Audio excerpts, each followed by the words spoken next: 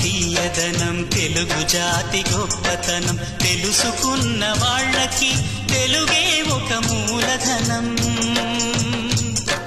తల్లి తండ్రి నేర్పినట్టి మాతృభాషరా, తెలుగు మరచిపోతే వాళ్ళని నువ్వు మరచినట్టురా, ఇది మరువబోకురా.